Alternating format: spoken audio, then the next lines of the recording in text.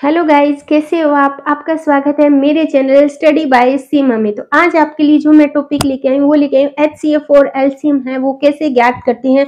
बच्चों में इनमें कंफ्यूज रहते हैं कि अपने एचसीएफ में कौन सी मेथड लगाएं और एलसीएम में कैसे। वैसे तो बच्चों को ये डिफरेंस ही नहीं पता कि एचसीएफ क्या होता है और एलसीएम क्या होता है, तो उसको अपने कैसे करेंगे वो आज आपको मैं इसी वीडियो में कंप्लीट आपको कवर करवाऊंगी कि एचसीएफ अपने कैसे ज्ञात कर सकते हैं और एलसीएम है वो भी अपने कैसे ज्ञात कर सकते हैं।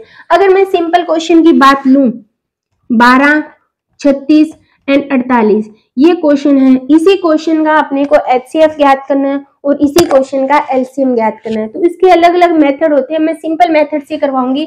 अब मान लो अपनी सबसे पहले 12 है, 12 की गुणनखंड करेंगे, 2 से जाएगा 6, फिर 2 से गया 3, फिर 3 से गया 1। फिर अगर मैं 36 की बात करूं, 2 से जाएगा 18, फिर 2 से जाएगा 9, फिर 3 से जाएगा 3, फिर 3 से जाएगा 1। उसी तरह मैं अगर 48 की बात करूं, फिर 2 से जाएगा 24, फिर 2 से जाएगा 12, फिर 2 से जाएगा 6, फिर 2 से जाएगा 3 और फिर 3 से जाएगा 3। तीनों संख्याओं के मैंने अलग अलग गुणनखंड कर लिए। ठीक है बच्चों, अब देखो इसका अपने एचसीएफ कैसे निकालेंगे और एलसीएम कैसे निकालेंगे वो चीज मैं आपको बताऊंगी। अब देखो 12 है, 12 के मैंने टुकड़े क्या किए, 2 इंटू 2 इंटू 3। उसी तरह मैंने 36 के क्या किए, 2 इंटू 2 इंटू 3 इंटू 3। उसी तरह मैंने 48 के क्या किए, 2 इंटू 2 इंटू 2 इंटू 2 और 3। ये चीज होगी। अब मुझे ज्ञात करना है एचसीएफ, महत्तम समावर्त्य और लघुत्तम समावर्त्य। हिंदी की बात करूं तो महत्तम समावर्त्य और लघुत्तम। अब देखो एचसीएफ क्या होगा, जो सभी में कॉमन होगा। 2 कॉमन है और 2 कॉमन है, यानी 2 इंटू 2। उसके अलावा अब 2 इसमें है, इसमें नहीं है। 3 की बात करूं तो सभी में 3 कितने हैं, एक ही है, तो 3, तो कितने होंगे 9, 18। यानी इसका मतलब अपना एचसीएफ कितना है, 18 है, नहीं सॉरी यहाँ पे 2 है। ठीक है, तो कितना हुआ 12, यानी अपना हो गया एचसीएफ कितना हो गया 12। अगर मैं इसी क्वेश्चन में एलसीएम ज्ञात करूं तो इसका मतलब ये 12 तो आएगा ही, उसके अलावा जो संख्या बची, क्या बची, 3 बची और क्या बची, 2 इंटू 2 बची। तो कितना हुआ, इसको किया 6 को किया 12, 144। एचसीएफ एक तो इस तरीके से निकाल सकते। एचसीएफ एक तो कॉमन लेके एक एलसीएम इस तरह। अगर एक मेरे को एलसीएम की अलग से बात करी तो अपने एलसीएम कैसे निकालेंगे, 12, 36 और 48। अगर मैं 2 से कहूँ कितना हुआ 6, ये हो गया अपना 18, ये कितना हुआ 24। फिर 2 से गया कितना हुआ 3, फिर 9 और फिर 12, फिर 3 से गया सॉरी 2 से जाएगा 2, ये 3 का 3 ये, और ये हो गया 6। फिर 2 से जाएगा 3, 9 और 3, फिर 3 से गया 1, 3 एंड 1।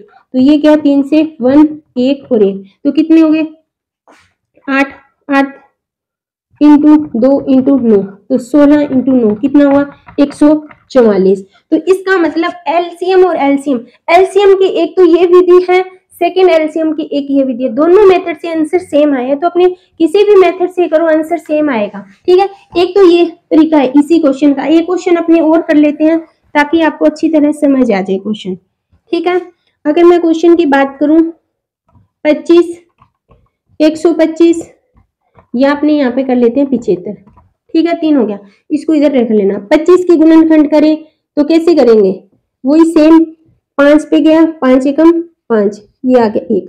उसके बाद अगर मैं 75 की बात करूं तो 5 पे या सबसे पहले जाएगा 3 पे, 3 5 5 25, फिर गया 5 पे गया 5 और फिर 1। फिर मैं करूं 125 के तो ये गया 5 पे 25, फिर गया 5 पे 5, 5 पे गया 1। अगर मैं 25 की गुणनखंड करूं तो कितना आएगा 5 इंटू 5। अगर मैं 75 की गुणनखंड करूं तो 3 इंटू 5 इंटू 5। उसके बाद अगर मैं 125 की बात करूं तो 5 इंटू 5 इंटू 5।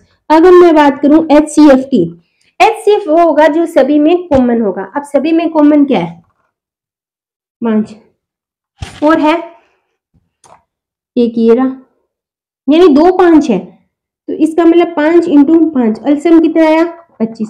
अगर मैं एलसीएम की बात करूं ये 25 तो आएगा ही, उसके अलावा कितनी संख्या बच गई, ये तो बच गई, यानी 5 इंटू 3 इंटू 5, तो कितना हो गया 25 75 इंटू 5, तो ये होगा 5, 2 बचे 35 और 37 375, ये हो गया एलसीएम। अब अपने ज्ञात करते हैं डायरेक्ट, दोनों तरीके करेंगे ताकि आपको समझने में ज्यादा इजी हो।